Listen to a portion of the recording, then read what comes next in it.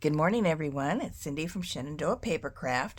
I've got me a really cool project to do. This is going to be inspired by Pinterest, number 3, and I found this gorgeous, gorgeous piece. I clicked on Visit Site so I could find out the maker, and it takes me to Calico Collage on Instagram. And I did send her a message asking her if this was her creation. She says it's not hers, and none of the papers used are hers either. So I can't trace the maker, but I did find it on Pinterest. So this collage actually goes off the photo page on all sides, so it's really hard to tell where the project stops and the background it sits on begins. So I cropped this inspiration photo down to the most central elements so that I could work off of this and not keep going and going. I am making this in 2 sections. First of all, this cluster in the middle, and then after I do that, I'll make the background that it's going to glue onto. And the reason I'm doing this is because it's so large, I have to set a boundary for this project. So I'm going to use this book to define the boundaries of the project. So I'll make the central piece first and then fill in the background with the rest of what I can see around the central collage. So I'm going to start first with this part right here. So I'm going to I gathered some things to create this with, and the first thing I picked, of course, was the middle photo, and some of my digitals that I made. This is a larger one, but I just wanted to show it to you. I made this little girl, and she's swinging, and I'm calling this project I'm doing Learning to Fly because she's swinging back and forth. And I also found a quote in one of the Tim Holtz books. Where is it?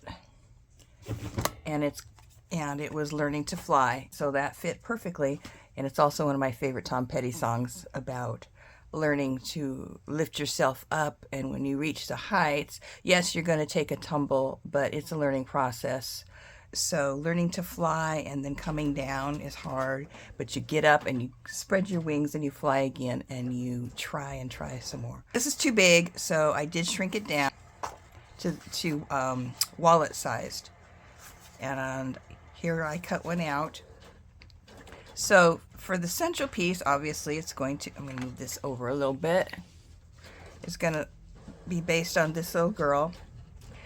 And in the background, I just started going backwards. So I see that there is some writing paper here with handwriting on it. And I did find, I got a lot of scrapbook paper left over from my scrapbooking days. So I did find something similar. I found this piece, which is pretty close to that. So I can use that. But the picture itself is sitting on like a long ticket kind of thing. So on my stash again, where did I do with it? I found, excuse my arm, my pile's on one side here. Oh, I found some vintage ephemera here. Let me get it open. It's an old green bank register and some old checks. So I can use something like this. This here can be an old check. I'm looking at this green piece right here around, and I think this will do just fine for something like that. So I'm going to stick that behind there. So I'm already building my layers, as you can see. There's some little torn book page here, and this whole thing seems to be in foreign language, so it could be a European piece, and that's why I can't trace it. But there's a lot of European words, lots of numbers, crosswords, things like that in here. So what I found in is I have this book of French, like how to learn French. So I think I'm going to use pages out of here for these little bits and pieces of foreign language. So I'll do that. This, I'm not sure. I think it's supposed to represent a typewriter key. And I've got, what do I have? Oh, I found like I could use like a Scrabble piece. I have this Tim Holtz book I can use. Like there's a bunch of like numbers and things and ABCs in here, so I might be able to dig through there. So, you know, there's all kinds of things I can do for that. Now this, I don't have a rusty, what is that? I think, you know, I think that's a number 1, like a stencil thing. It almost looks like a lock, like a rusty lock. But I don't have anything like that. But what I do have is, for years, I've collected squished pennies. You know, you put your penny in and it squishes it down into wherever you're visiting. So I've got a lot of squished pennies. And I can use that instead, maybe like, you know, put something like this here. So I'm just gathering elements. This also has like a darker backdrop here. And in keeping with this kind of numbery, typewritery thing, I've got some scrap pieces of this that I can use like for here and here, and it'll kind of keep that theme going. I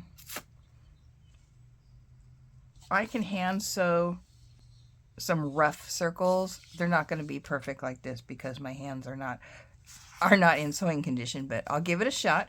I'm going to do some hand sewing around here, doing a little hand sewing there. I do have a machine, but it's really picky about sewing through papers, and I have to work on that. What else do we have? Just, you know, book page on the edge. I can use something like this from an old dictionary.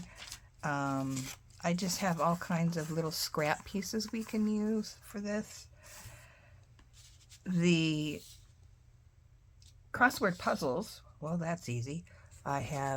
First I found this in a magazine, but you know what? It's really shiny and like modern, and I kind of didn't like it.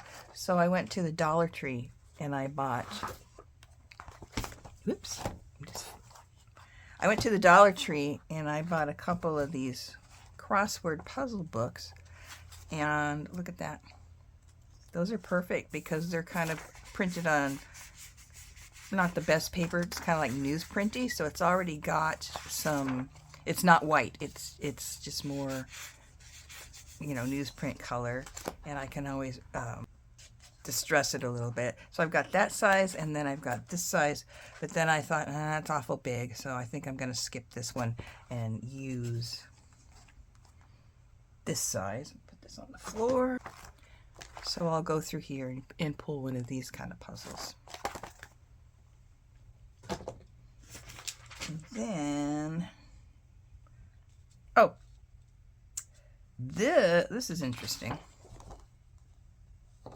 This is like a man, and he's on green, and there's like another guy over here. It's just like you can see the part in his hair, and there's a part of his eyeball there. So there's like two vintage looking guys printed on green.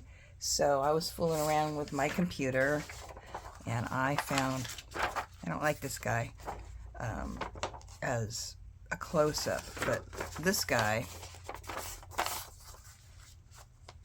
you know, I'm gonna blow this up bigger, but if you look, see how I can cut him off here, and there's the eyes, and it's on the green.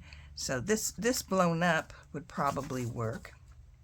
So I'm going to try that. Maybe this half guy I can just like, oh, see, he's got a part in his hair. So I'm going to use this guy's part in his head for this piece over here.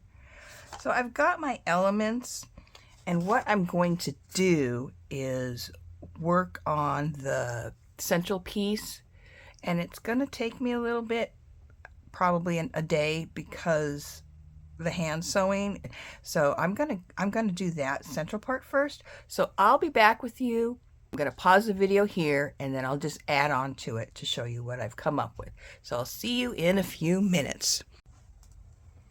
Okay, I'm back. This took me all day to do, but I did it. It's obviously not exactly the same, but this is what I've come up with. I'll start with the elements. Again, the rusty piece, I used one of my squished pennies for that.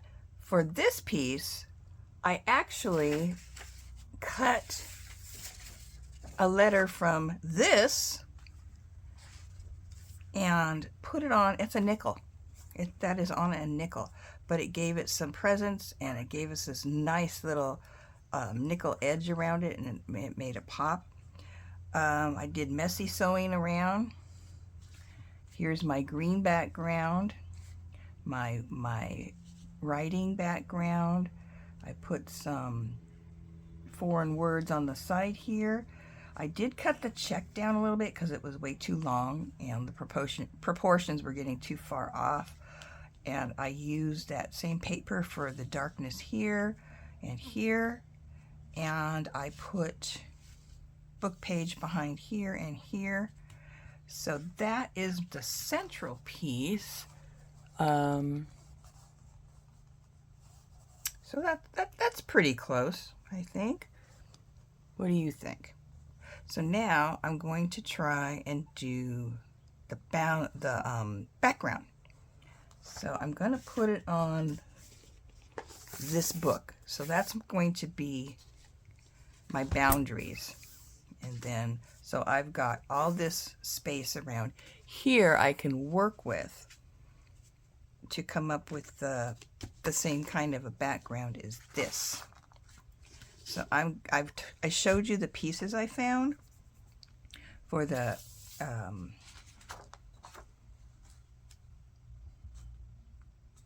I showed you the pieces I found for the crossword puzzle and the green man, and just some pages from the foreign book that I'll put around the backdrop here. So I'll be right back with the back piece. Here's the back piece I came up with, and I'll do this. So my green man is here, and I've got some foreign words here. I put my learning to fly here. I found, it's actually this. I found this piece of, looks like a little crocheted placemat kind of a thing somebody made, or maybe a dresser scarf. And I cut a little piece off, and I frayed the bottom just like that, as close as I could. And here's the guy side part here. When I put the middle part on, it'll cover up the correct places. I just left the middle kind of blank. I added the crossword puzzle stuff in the back, some foreign words, you know, around here. I put some words for the crossword puzzle, just, you know, something similar. And I was laughing because look at this. This is puzzle number 28, and I found puzzle number 28 in that book, so I had to use that. And then, so I'm going to take my central piece. Let me see if I can move this back in the middle. And I will put that on here and try and line up kind of how that is. Right above his eyebrows, his little hair part. So something like that. And then I will glue that down. I put my learning to fly on there. So there's that. So that's what I came up with. And here is the original. So I hope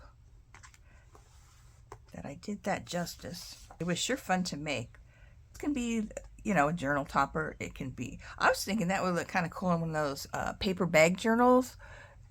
Amy at Crafty Cat just showed how to fold up some paper bags, and I thought that would be kind of cool. I could make it kind of a grungy paper bag book. But anyway, here's what I came up with, and here's the original.